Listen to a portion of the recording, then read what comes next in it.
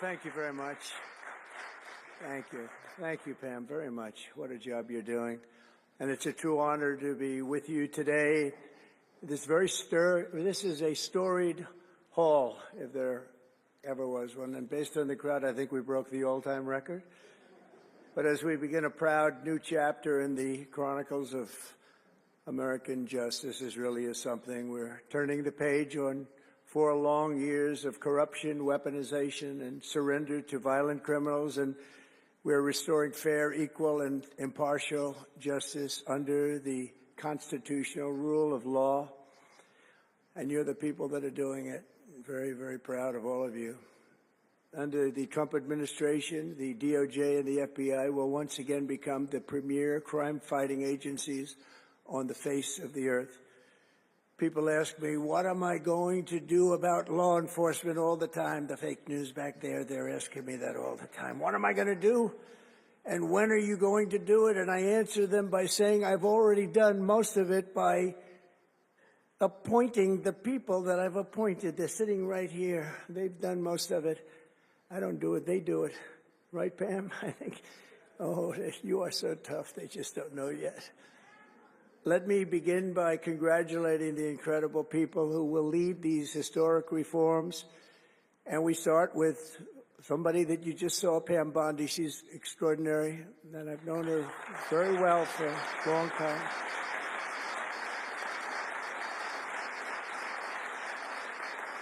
I watched her for a long time in Florida, for years in Florida, and highly experienced. She seems so young, but she's highly experienced, that I can tell you. She was a phenomenal Attorney General in Florida, and she's going to do a really amazing job. Also, our new director of the FBI, Kash Patel. Kash, right.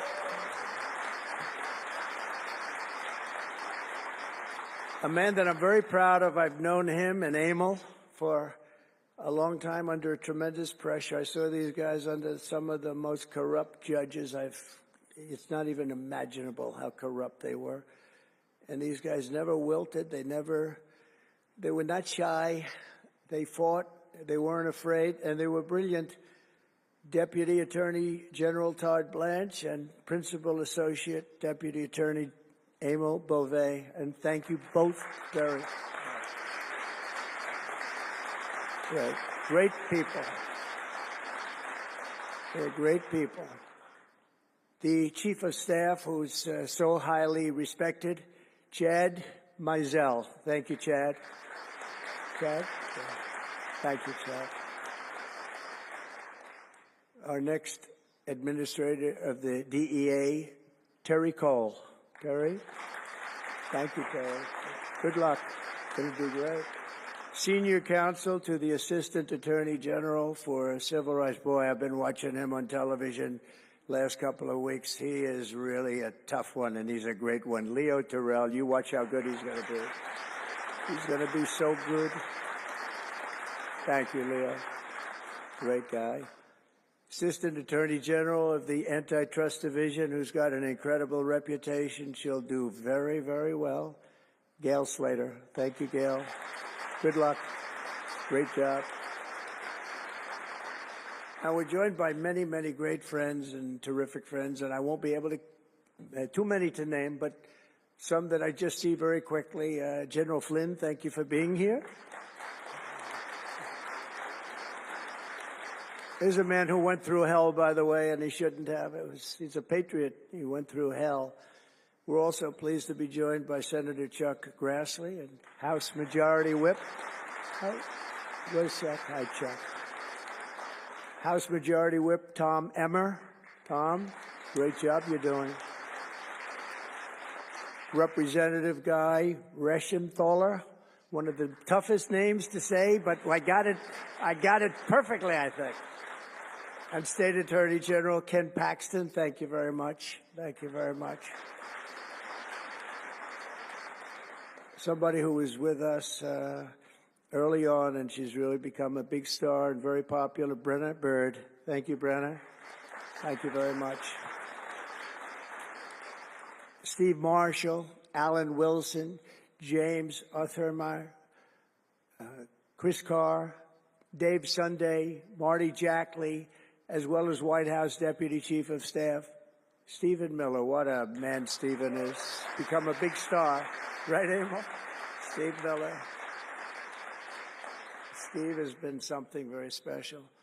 For generations, the Federal Department of Justice was one of America's most revered institutions. The men and women of the DOJ brought down the mafia, hunted down the killers, kingpins, and spies, tracked down terrorists and traitors, and tore down corrupt political machines all across America. This department commanded the respect and admiration of the entire world. And with Pam and Cash and all of the people I introduced and far more, big numbers, and all of you sitting back there, I recognize so many of you. But with you leading the way, it'll soon be the most admired and most respected of all. You're going to be more respected, and I really believe that there's also a lot of things to solve, a lot of problems to solve.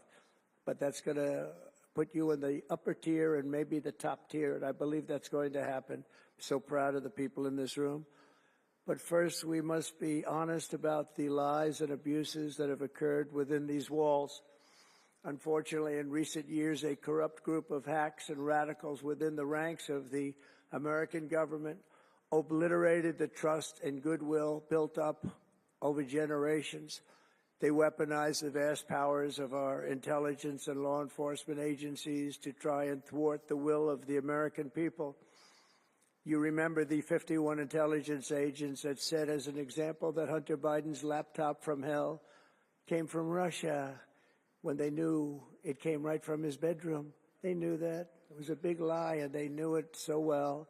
They spied on my campaign, launched one hoax and disinformation operation after another, broke the law on a colossal scale, persecuted my family, staff, and supporters, raided my home, Mar-a-Lago, and did everything within their power to prevent me from becoming the President of the United States. With the help of radicals like Mark Elias, Mark Pomerantz, and these are people that nobody's ever seen anything like it. So many others, but these are people that are bad people, really bad people. They tried to turn America into a corrupt, communist, and third world country. But in the end, the thugs failed and the truth won. Freedom won, justice won, democracy won, and above all, the American people won. There could be no more heinous betrayal of American values than to use the law to terrorize the innocent and reward the wicked. And that's what they were doing at a level that's never been seen before. And it's exactly what you saw with Joe Biden, Merrick Garland, and their cronies to do the building of the last 4 years. What they've ripped down is incalculable. But what you're going to build up is likewise something that will be breaking all sorts of records. They set loose violent criminals while targeting patriotic parents at school board meetings. They dropped charges against Antifa and Hamas supporters while labeling traditional Catholics as domestic terrorists. The Catholics. We did very well with the Catholic vote, so I want to thank them for that. They really did, record numbers. I would say, what's with the Catholics? They're really after the Catholics, so I don't know. They were after a lot of people. Maybe they didn't even know why. They imported illegal alien murderers, drug dealers, and child predators from all over the world to come into our country while putting elderly Christians and pro-life activists on trial for singing hymns and for saying prayers. They went to jail for that. Our predecessors turned this Department of Justice into the Department of Injustice. But I stand before you today to declare that those days are over, and they are never going to come back. They're never coming back.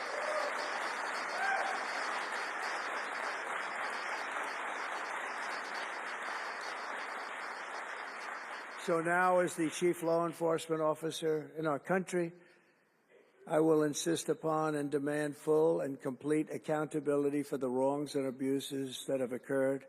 The American people have given us a mandate like few people thought possible. We won every single swing state. We won the popular vote by millions and millions of people. We won districts 2,750. Think of that, 2,750 districts compared to 505. So we want it at levels that have, I don't believe, ever seen before. That's the one where you see the map of the United States and it's all red. Red for Republican, not for communist. Red for Republican. They would like it to turn red for communist, but it didn't work out that way. The American people have given us a mandate and really a far-reaching investigation is what they are demanding into the corruption of our system. And that's exactly, I'm sure, what Pam and Cash and everyone else mentioned here and not mentioned is going to be doing.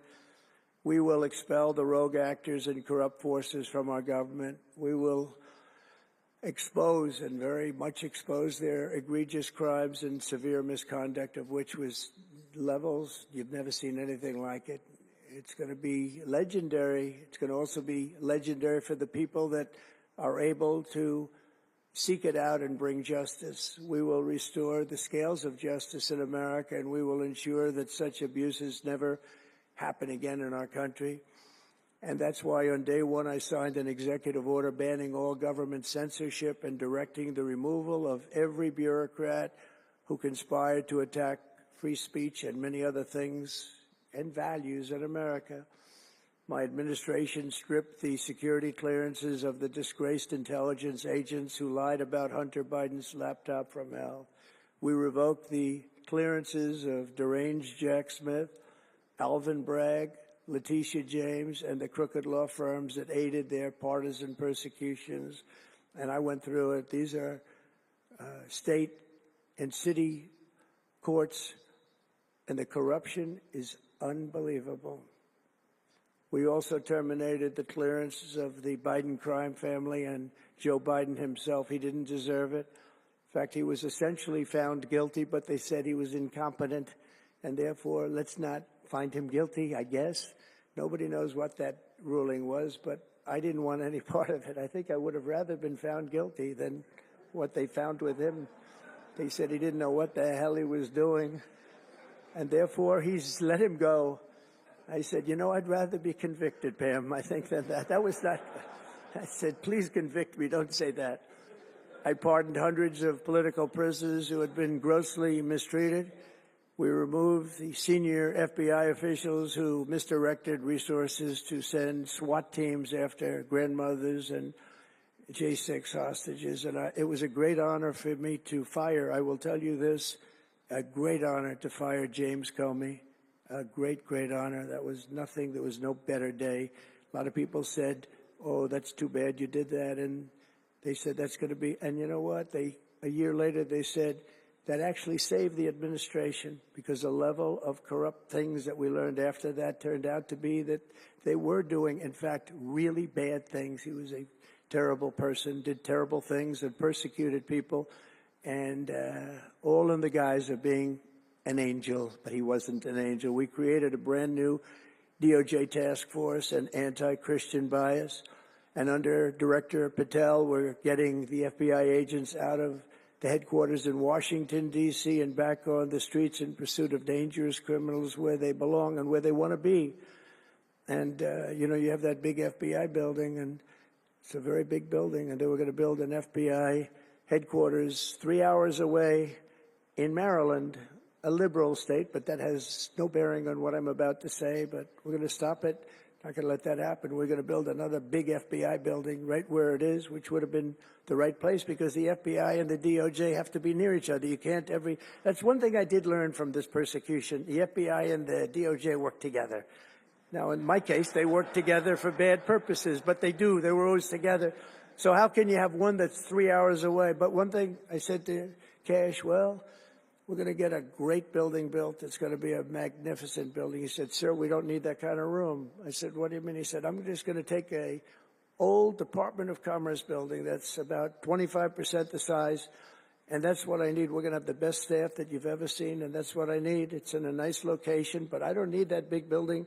Why don't you just sell the site to somebody, and we're going to be very happy. And they want to have far fewer people, but we also want to have them in D.C., and if for no other reason, we like having law enforcement walking the streets of our capital, because when the bad guys are out there and they see there's an FBI agent, that's the ultimate in law enforcement, and they're not going to be acting so bad. We're cleaning up our city. We're cleaning up this great capital, and we're not going to have crime, and we're not going to stand for crime. And we're going to take the graffiti down, and we're already taking the tents down, and we're working with the administration. And if the administration can't do the job, we're going to have to take it back and run it through the federal government. But we hope the administration is going to be able. So far, they've been doing very well. The mayor's been doing a good job. We said there are tents galore right opposite the State Department. They have to come down, and they took them down right away. And so far, so good. But we want to have a capital that can be the talk of the world. When Prime Minister Modi of India, when the President of France, and all of these people, the head of Prime Minister of United Kingdom, they all came to see me over the last week and a half. And when they come in, I had the route run. I didn't want to have them see tents. I didn't want to have them see graffiti. I didn't want to have them see broken barriers and potholes in the roads, and we had it looking beautiful. And we're going to do that for the city, and we're going to have a crime-free capital. When people come here, they're not going to be mugged or shot or raped. They're going to have a crime-free capital again, and it's going to be cleaner and better and safer than it ever was, and it's not going to take us too long. There's a new phenomena that is taking place with these violent, vicious lawyers that we have all over. They play the ref. You know what playing the ref is? Like the great Bobby Knight basketball coach. He'd scream and scream at the ref. He'd scream. I watched it. By the way, I love Bobby Knight because he endorsed me. And having Bobby Knight's endorsement in Indiana was an extremely good thing. A friend of mine said I was running in Indiana at the time. This was early on, 2016. And I was doing great, but friend came up and said, "You know Bobby Knight?" I said, "No, I don't, but I hear he was a tough cookie." He said, "Not only tough, he was beyond tough, but he's the most popular guy you can imagine." It turned out he wanted to endorse me. He called me about 2 years before. He said, "Sir, I'd like to endorse you." I said, "Is this really Bobby Knight?" He said, "It's me." I could tell it was Bobby Knight. He had been known for throwing the chair across the court and slapping a player. Can't do things like that, right? And the man that came in fired him. He was a new administrator for the college. That guy didn't last very long. They were like 14-0, and they fired Coach Knight. That was not good, but he had a little chip in his shoulder. But he loved Trump, and he came in, and he said, "I'd love to endorse you." He said, "If you ever run, please call me." So he said, "You know Bobby Knight?" I said, "Well, I don't know him," but he called me a couple of years ago. It was an amazing phenomenon. I took his number, and on each side of my desk in New York, I had stacks of paper, like nice and neat, but about 2 feet high each. And I said, I wrote his number down and I put it here 2 years ago. And I said, let me see if I can find it. It was almost like a miracle. I had other miracles that happened too. My ear is still throbbing. That was a miracle. That was a miracle also, wasn't it? That was a miracle also. How are you? Thank you. Thank you, Leo. Thank you. Thank you, my man. That was a miracle. Anyway, okay, that's it. That's very nice, thank you. But, so he said, Bobby Knight. So I said, I put his name down and I wrote it down. It's in one of these stacks. I lifted up. There would have to be 2,000-3,000 pages in each stack. I lifted it up, the first one, had no idea. And there was his name on a little card, Bobby Knight with his number. It was like incredible. I tell that story all the time. And I called him and dialed a number. He said, I've been waiting for you to call. And he went out and he made a speech for me in a packed arena in Indiana, and it was over. It was over. He was a tough guy. He actually went a little far, if you remember. He made a great speech because he was actually a motivational type guy, to put it mildly. But he left the stage, and then I'm talking, and he walks back onto the stage. I said, uh-oh, this is trouble. Why is he coming back? He was a big guy, too. Why is he coming back? He said, may I say a few more words? I said, yeah, go ahead, Bobby, say a few more words, a little different. And he said, let me tell you something about this guy, Trump. This guy, if he has to, will use the nuclear weapons that we have. He will use he has no fear. He's going to use, and that's the kind of guy. And he walked off the stage. I said, I think I'm in big trouble, Pam. That was not good, but it worked out okay. In the meantime, we won the state in a landslide, and it was great. And it was just an amazing period of time. But this is the most amazing period of time. I think this is more amazing. What's taken place has been more amazing. I think it's more consequential.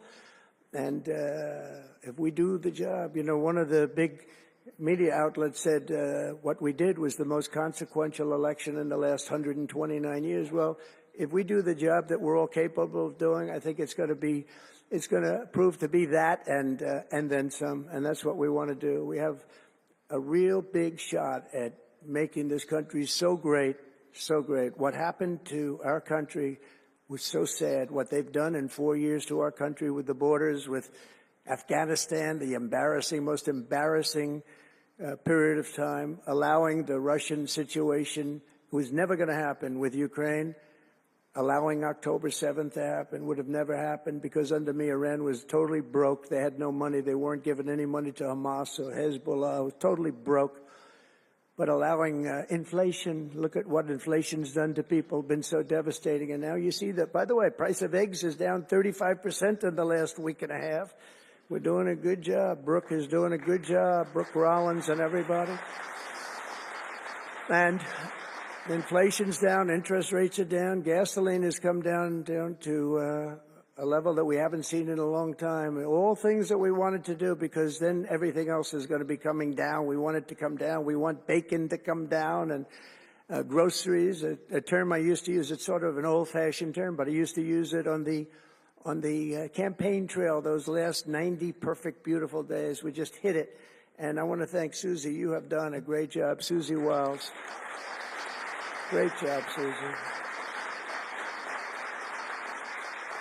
A big magazine just named her the most powerful woman in the world, and that's okay with me. She is the most powerful woman. You think about it, John, right? The most powerful woman in the world, but she's great. And we had a great 90 days. It was a perfect 90 days, and it was a great result. But we want to put that result to good use by doing a phenomenal job. And I want to tell you that Todd and Emil know this very well. We had an amazing judge in Florida, and her name is Eileen Cannon. And I didn't know her. I still don't know her. I don't believe I ever spoke to her, even during the trial.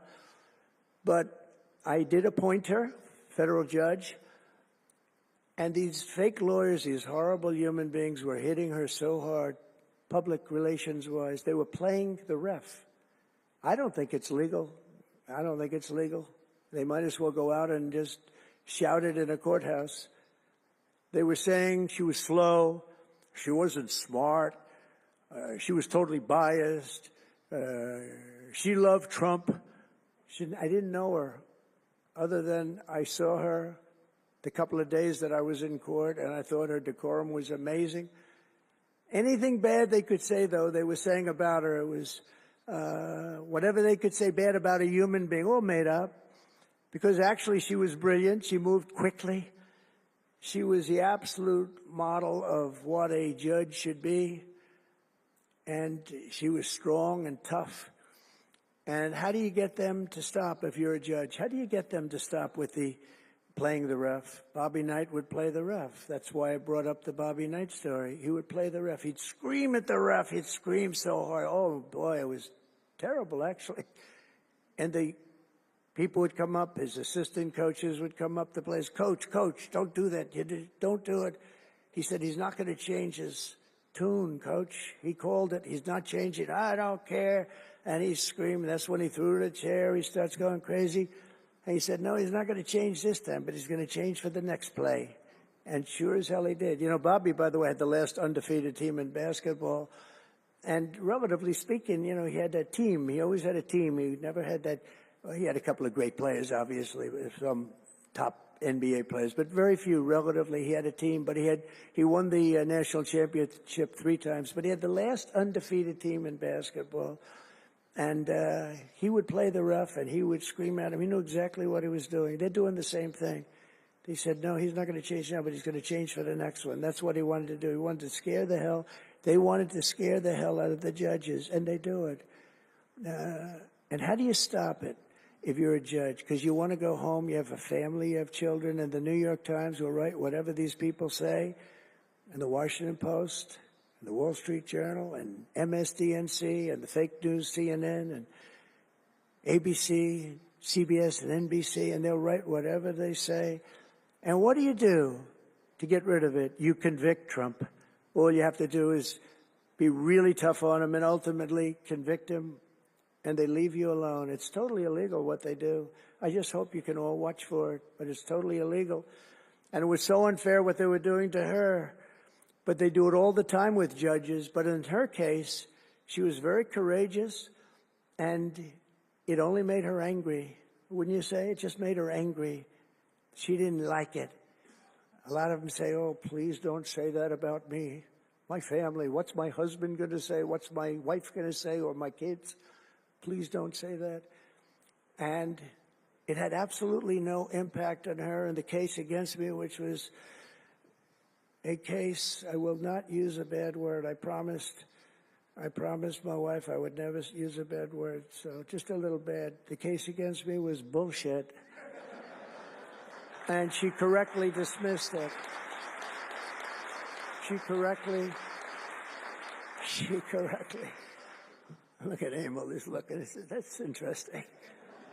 But these two guys were warriors. You got a warrior here. You got two warriors, I can tell you that. You got a whole bunch of them. But, and they wouldn't quit. They wouldn't take no for an answer. They just wouldn't quit. These two people right up here, and some others that are involved with it indirectly. And what the lawyers do is they're doing it to the Supreme Court justices, hoping that they'll be overcome by the horrible things they say about them. They say things about Supreme Court justices and judges that are just horrible. They're playing the ref. Remember the way they treated Justice Thomas and Justice Alito and Justice Kavanaugh, Justice Gorsuch.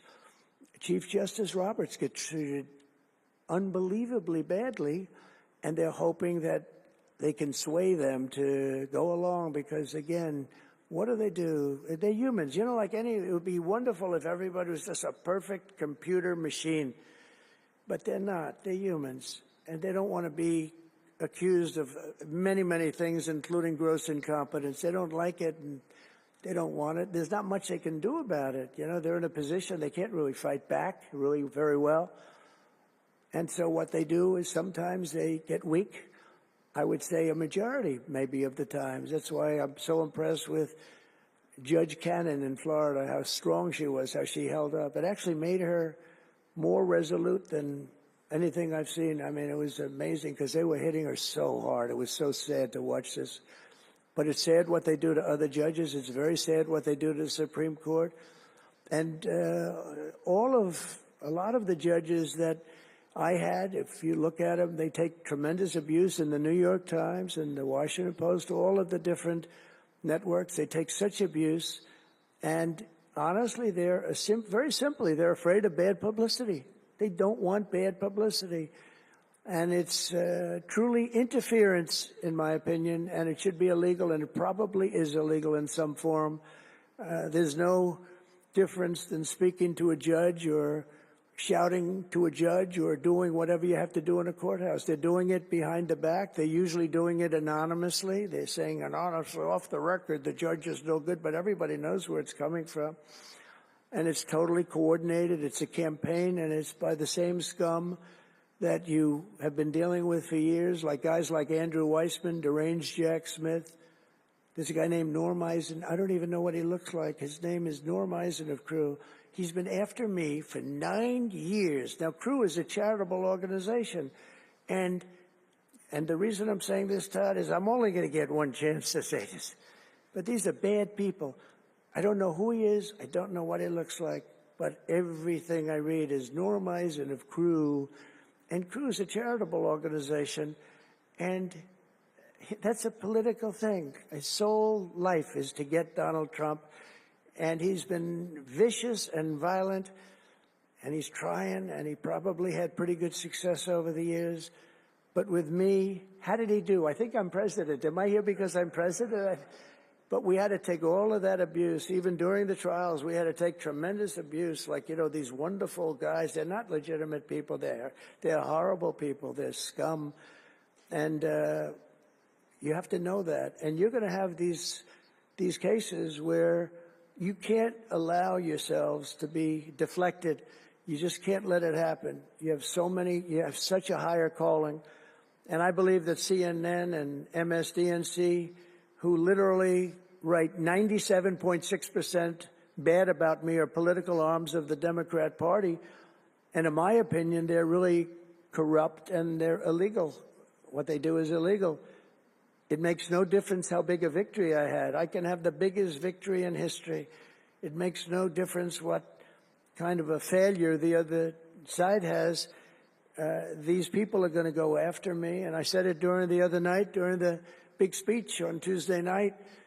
I said about Democrats, and I don't like that. I have great respect, by the way, for what Schumer did today. He went out and he said that they have to vote with the Republicans because it's the right thing to do. I couldn't believe what I heard. But, you know, I think he's going to get some credit for it. I think, let's see what happens tonight with the big vote as it comes. But these networks and these newspapers are really no different than a highly paid political operative. And it has to stop. It has to be illegal. It's influencing judges, and it's really changing law, and it just cannot be legal. I don't believe it's legal. And they do it in total coordination with each other. And everything we do, we're restoring law, restoring order, and restoring public safety in America. That's what we want to do. And we're bringing honor and integrity and accountability back to the highest levels of the FBI, DOJ, and throughout our government. We're bringing our country back faster than anyone ever thought possible. We're working so hard at doing it, and we want fairness in the courts. The courts are a big factor. The elections, which were totally rigged, are a big factor. We have to have honest elections. We have to have borders, and we have to have courts and law that's fair. Well, we're not going to have a country. Crooked Joe Biden got us into a real mess with Russia and everything else he did, frankly, but he didn't know about it, and he, generally speaking, signed it with auto pen. So how would he know? That auto pen is a big deal. I don't know. You know, they're having who's doing this? So when my people come up, Will and all of the people, Steve, they come up and, sir, this is an executive order. They explain it to me, and, you know, 90% of the time I sign it. 99% of the time I say do it. But they come up and I sign it. But you don't use auto pen. It's number one, it's disrespectful to the office. Number two, maybe it's not even valid because, you know, who's getting him to sign? He had no idea what the hell he was doing. If he did, all of these bad things wouldn't be happening right now. But we're going to get you back into a great position, and we've already started. They say that we had the most successful first month of presidency. It's not a long time, but it's still a lot.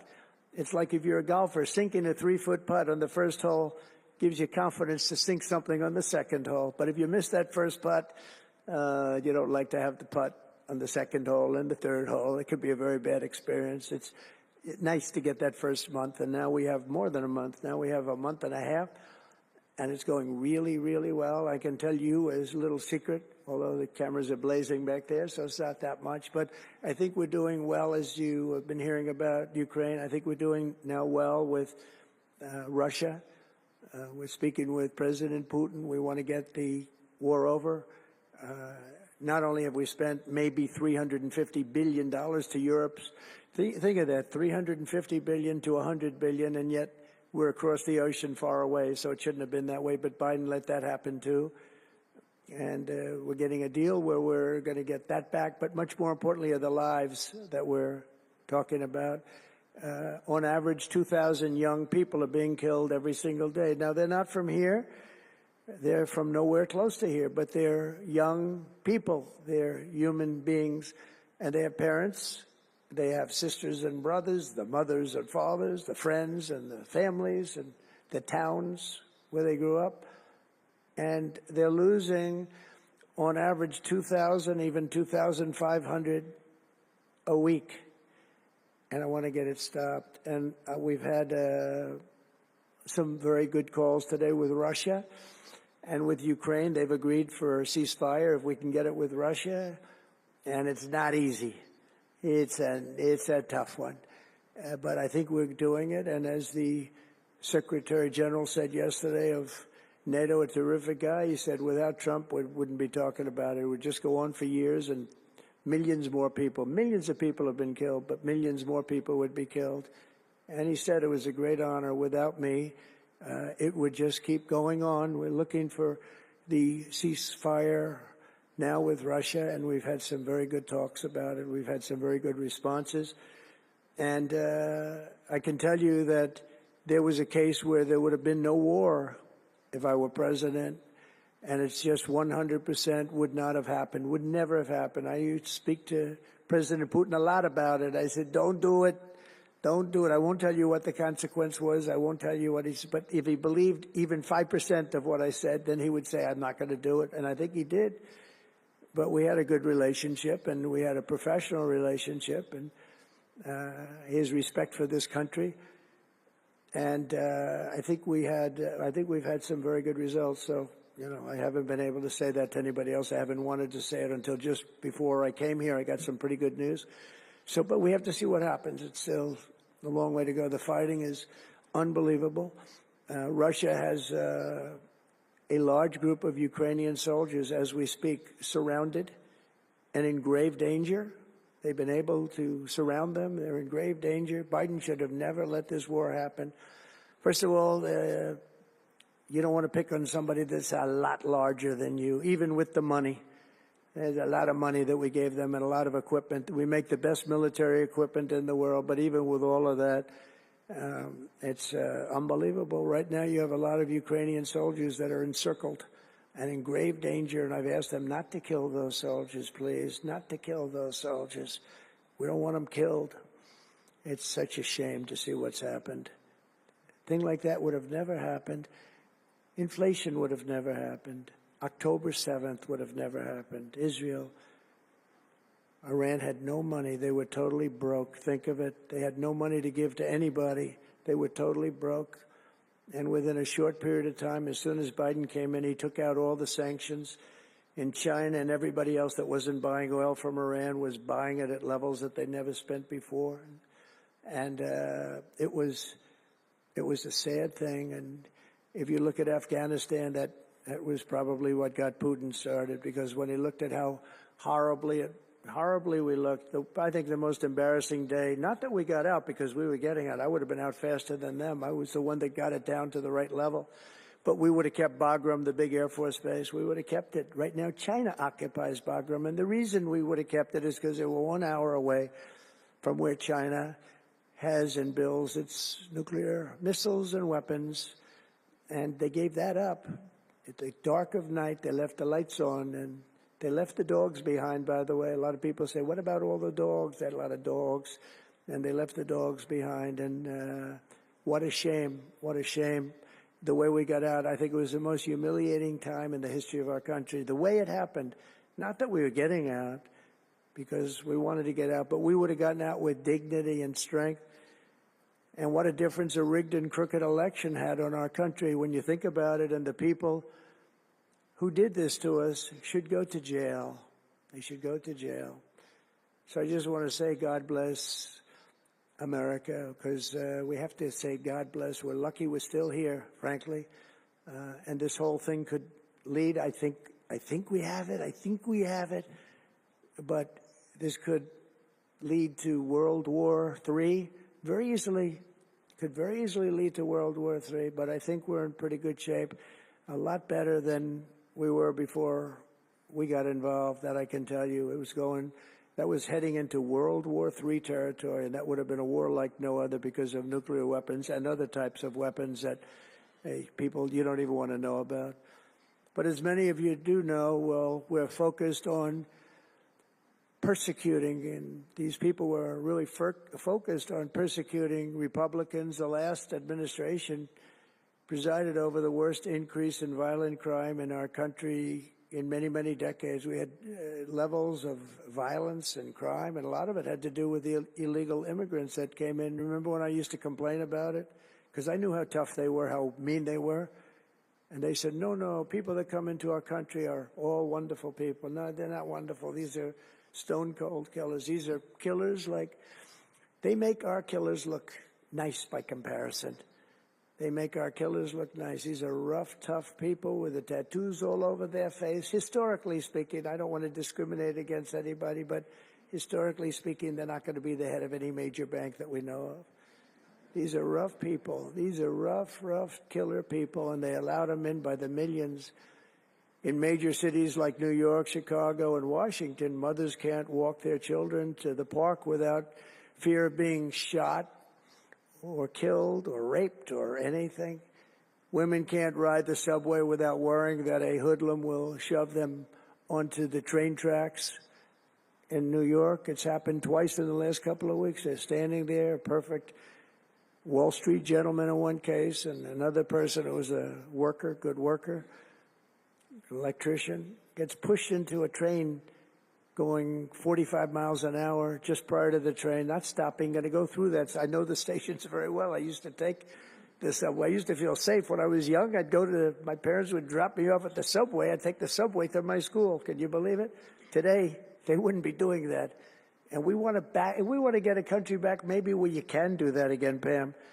But it's so sad to see what's taking place. Under the Biden regime, average monthly homicides increased by 14%. Property crime rose tremendously. Violent crime went up at least 37% that they know of. Rape soared by 42%. Car theft rose by 48%. And robberies surged to 63 to 100%. They don't even know what the number is. And I have no higher mission as President of the United States than to end this killing and stop this law-breaking and to making America safe again. And that's what you're all about in this room. We want to protect Americans, and we protect everybody that's in our country, American or not American. We want to have a safe and proud country. We're joined today by dozens of police officers, sheriffs and sheriff's deputies from all across the country. My message to these law enforcement heroes is simple. With me in the White House, you once again have a president who will always have your back, will always have your back.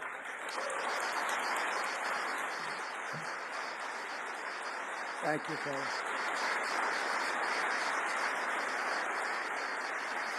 Thank you.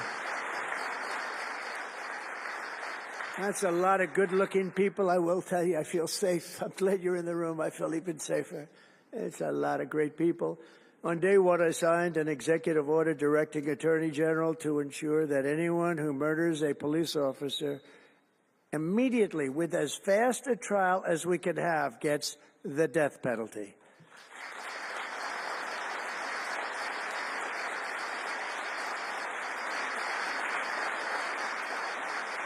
And last month, I fired all the radical left pro-crime U.S. attorneys appointed by Joe Biden. There were so many that were bad. And I know there were some that were probably very good, but there were so many that were so bad and so evil, so corrupt. Instead of having Marxist prosecutors who want to put police officers in handcuffs and go after a police officer rather than a criminal, I appointed patriotic, tough-on-crime warriors who will partner with police to put dangerous offenders behind bars, put them in jail. We're fully reviving 1033 program to provide state and local law enforcement with surplus military equipment, that we have so much of it. I did it in my last administration, and I remember Obama wouldn't do it. He wouldn't do it before me, would not do it, because he thought it made them look too strong, too military. I said, no, that's what I want them to look like. I want them to look strong. And it was protective, defensive equipment. We had billions of dollars. I gave it out, and now I'm going to have a chance to give it out again. They didn't want to do it with Biden, and Biden didn't know why. If they would have asked him, he wouldn't have been able to answer the question. He could never answer a question. They said my press conference yesterday was longer than all of Biden's press conferences put together for the last 4 years. And I don't know if that's true, but it was close. And perhaps most importantly, we're securing our border and repelling the invasion of America. We have, you see the numbers have come down. So, and Tom Homan and Christie were have been incredible. Kristi Noem, Secretary, she's done great. And Tom Homan is, I don't know if Tom Homan's here, but wherever he may be, I think he's chasing people out of our country. If he was here, I'd almost be disappointed. What are you doing, Tom? But he's a fantastic guy, and he's a brave guy. Over the past 4 years, other countries emptied out their prisons and jails, mental institutions, and insane asylums, and sent the killers, drug smugglers, and bloodthirsty inmates from the filthiest dungeons of the world straight into the USA. An open border. We had an open border policy. Anybody could come in, no matter what you were, no matter where you came from, no matter what you looked like, no matter what you were doing, no matter what you did, no matter how many people you murdered, you could come right into our country. We have murderers right now walking the streets. We're joined today by Tammy Nobles, whose 20-year-old daughter, Kayla, was attacked in her home 3 years ago, horrifically assaulted and strangled to death by an illegal alien MS-13 monster set loose into our country under the open border Biden regime. Kayla was one of countless American victims ripped away from their families by the open border policies of that administration. And we're also joined by Kayla's stepfather, Jeremiah, and several other courageous angel families here today. And I'd love you to all just stand up and take a bow, because you are incredible people. Please. Thank you.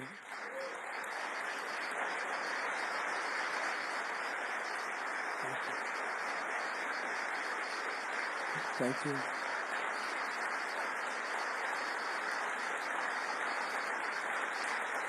Thank you very much. Thank you. But I want you to know that we are working every day to expel these savages from our country and ensure that what happened to your loved ones will never happen again. So their legacy is going to be a great one. Thank you all very much. We appreciate it.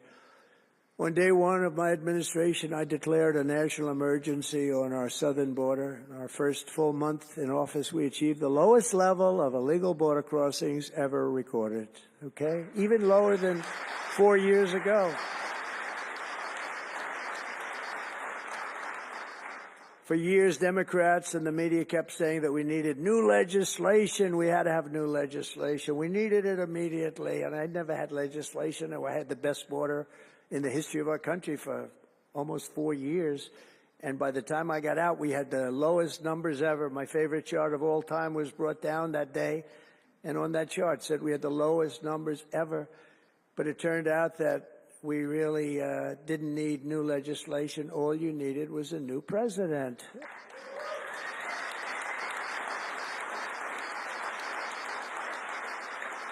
And I said that the other night.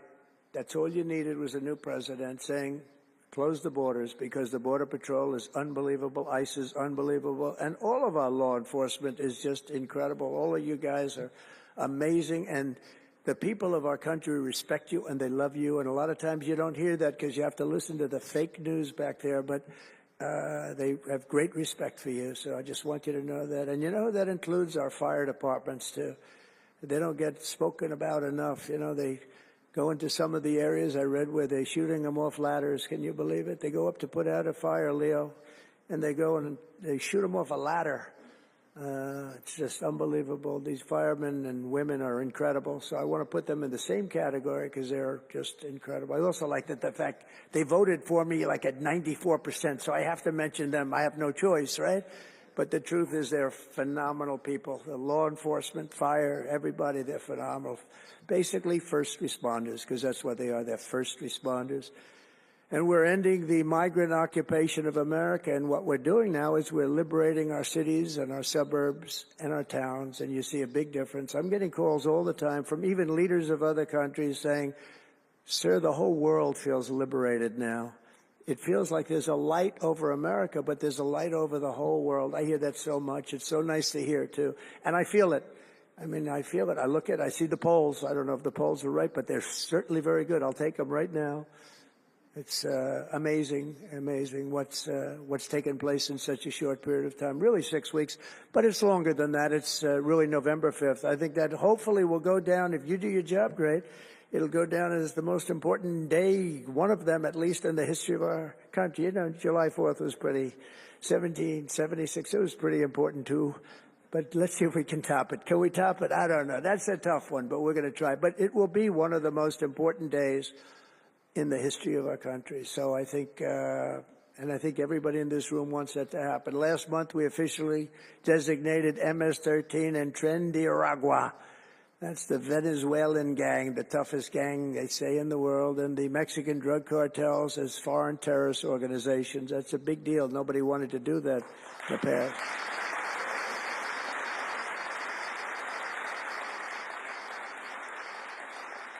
And by the way, we've caught hundreds of them, the Venezuelan gang, which is as bad as it gets. And you'll be reading a lot of stories tomorrow about what we've done with them.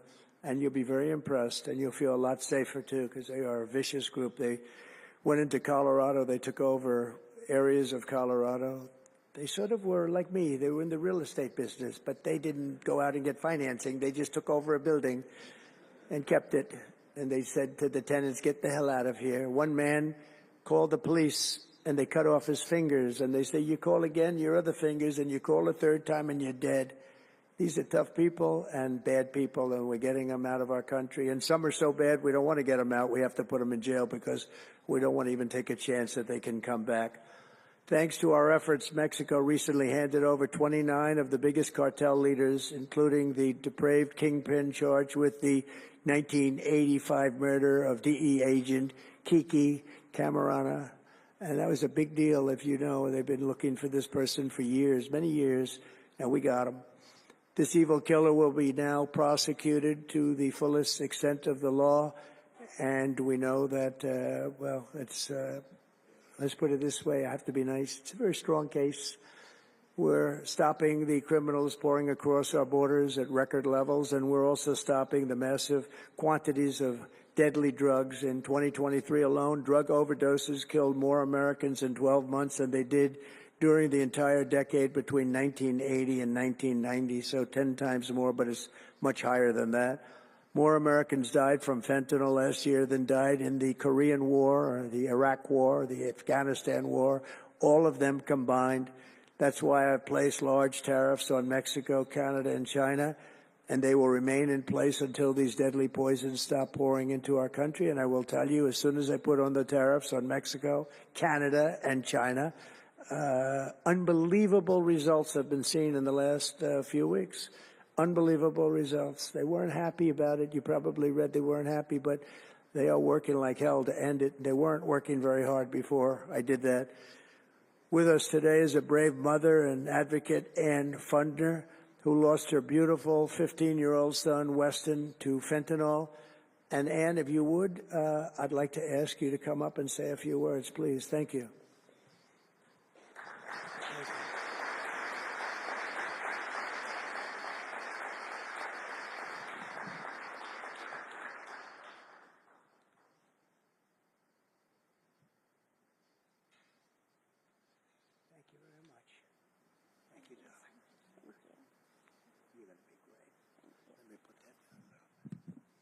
Thank you. Well, first I want to say thank you. I think this is the biggest honor of my entire life, being on stage with President Trump. But I want to tell you a little bit about my son, Weston, who absolutely loved President Trump. He had a beautiful Trump 2020 flag hanging in his bedroom, and he had it on the beach one day, and we took a picture, and it became our 2020 Christmas card with the most perfect slogan for President Trump, peace on earth. What would happen in the next 4 years would be devastational to our country and our safety of our children. And in 2022, Weston lost his life, a freshman in high school at the age of 15, from a single pill that took his life. The cartels were allowed to operate on American soil and took hundreds of thousands of American lives. And so we knew there was only one person that could save us from the devastation on our American soil, and that was President Trump. And so in 2024, we did the best thing that we could do to keep America safe again, and we elected President Donald J. Trump. Thank you. Thank you. Thank you.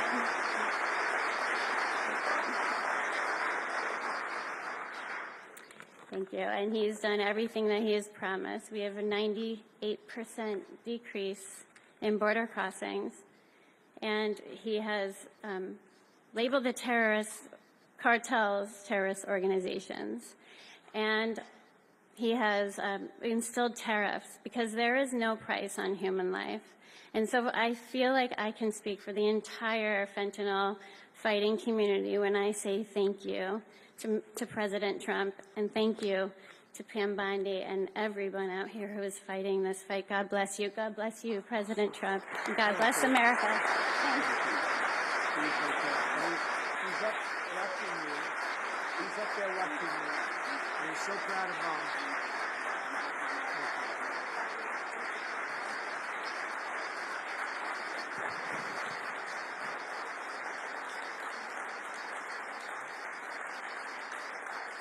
Thank you, Ann, very much. Weston is, I just said to Ann, Weston is up in heaven watching his mom, and he's so proud of you. He's so proud of you. Thank you. We're also joined today by a number of other American families who have lost loved ones to fentanyl, and I'd love you to just stand up for a second, and we want to acknowledge you, and also your daughters, your sons. They're looking down on you, and they're loving you like crazy. So thank you very much. Thank you. Thank you. Thank you. This department will not rest until we have ended the fentanyl epidemic in America once and for all. In less than 2 months since I took office, the DEA and FBI have seized nearly 1 million deadly doses of fentanyl, and that's just the beginning. At my direction and working with Pam and everybody else, we've launched an all-out war on fentanyl traffickers, and it's a war that we're going to win. We're going to win this war. I spoke with the president of Mexico, very nice woman, very fine woman, and I said, let me ask you, you're sending a lot of drugs into our country. We're not liking it at all. Can't do that. But I said, is Mexico, does it have much of a drug? She said, no, we're not a consuming nation. I thought it was an interesting term. And I said, why?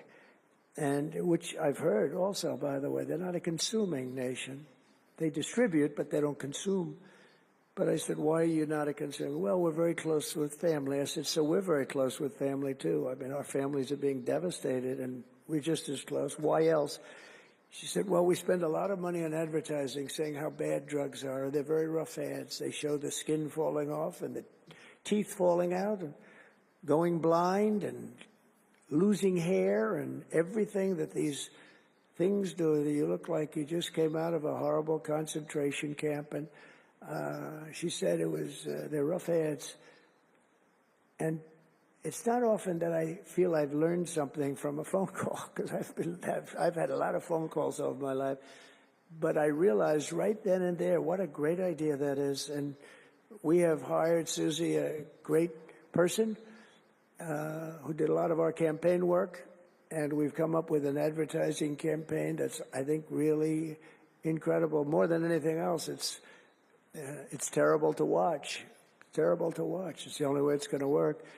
And I would be, because we got the numbers down, 18% would have a blue ribbon committee headed by the First Lady of the United States, who everyone loves, and some of her friends. And, you know, they work so hard, but it's a tough deal. They're dealing with very smart and very vicious people. You know, some of those businesses, those cartels, are run better than any business in America. They say they're run incredibly, not just here. They all over the world. They're run like a major business, but in many cases better. And I said, we got it 18% down. Well, 18% is incredible. It's like a record. But when you think of it, it's not very much. And the way you get it down, if you want to get it down to close to 100%, is with the death penalty. But I think maybe America is not ready for that. China has the death penalty. Singapore has the death penalty. Various places have the death penalty. Wherever you have the death penalty, you don't have drugs. But I just don't know if this country is ready for it. So I tell people, and it's always an option, but I don't know. I just don't know if you're ready for it, and that's okay. It's nothing you can do. But what we're going to do is we're doing this campaign And I think we can get it down 50% with this campaign, because when people see all the horrible things that these drugs do to you, we're especially focused on fentanyl. When they see all of the horrible things that happen when you take drugs, how you look, you lose your look. Everyone's vain. They don't want to lose their look. The look is so important. And I think when they see these things, they may say, you know what, I'm going to take a pass. But there is big danger. Pam and I were talking about it before. A lot of people are taking fentanyl and not even knowing. They think they're doing something else, or maybe taking another drug, but at a much lower level. And they die. You can put on the pin, think of this, the head of a pin, fentanyl, and it's too much, and it will kill the strongest person in the room. And it's amazing. But we're going to do this campaign. It's going to be launched fairly soon, Susie. And I think it's going to have a big impact. I think if we got it down by another 30, 35 points, and I really believe we can, I think that's an incredible idea. So I thank the President of Mexico, actually. It was a call on tariffs, and we talked about drugs. And she gave me an idea that I think will be very successful, and based on what I saw, it's going to be amazing. Under our leadership, this department is once again laser focused on protecting the American people. We're defending our borders, our streets, our children, and our good, really God-given, this is God-given rights and liberties once and for all. We're going to defend our country, and we're going to defend our rights. Etched onto the walls of this building are the words English philosopher John Locke said, "Where law ends, tyranny begins." And I see that, and I saw it over the last 4 years when somebody was allowed to attack viciously with this department and the FBI his political opponent. How did that work out? Didn't work out too well, but it wasn't pleasant.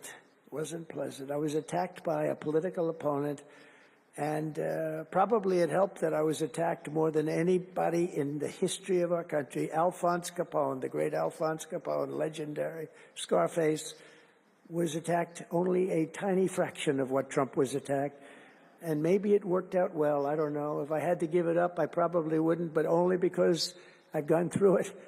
But I wonder what the difference would be. Maybe they helped get me elected by those margins, the big mandate that we received. But you can't go after your political opponent. Nobody's ever seen anything like it, actually. And hopefully they won't see anything like it. But now, with the return of law and order, the entire world is witnessing the triumph of American justice and American freedom. That's why we're here today, gathered with people that have love for our country. In the coming years, we will revive the storied legacy of this department. It's happening right now. You can feel it. And rekindle the spirit of the great lawmen and legal lions of the past, Americans like Wyatt Earp, Elliot Ness, Frank Hammer, Rudy Giuliani. Rudy Giuliani had to suffer greatly, greatly. The greatest mayor in the history of our country had to suffer greatly. Ed Meese, Antonin Scalia, Robert Jackson, and Robert F. Kennedy. We will rebuild pride in our institutions. We will restore the prestige of this great department, and we will bring back faith in our justice system for the citizens of every race, religion, color, and creed. And I want to just tell you that this has been a great honor. I was asked to do it, and I said, is it appropriate that I do it? And then I realized it's not only appropriate, I think it's really important. And I may never do it again. I may never have another chance to do it again, because this is something that I'm leaving to the greatest people I know, the best people, the smartest people, the toughest people I know. And they're going to do an incredible job. And it's an honor for me to have won this election so that I can appoint these people to do their job, and they're going to do it like you have never seen. So I just want to wish all of you good luck. It's going to be an interesting journey. Not going to be easy, but you're going to win. You're going to win, win, win, and fight, fight, fight. And it's going to end up being a tremendous result for this country. So thank you all very much. God bless America. God bless you all. Thank you.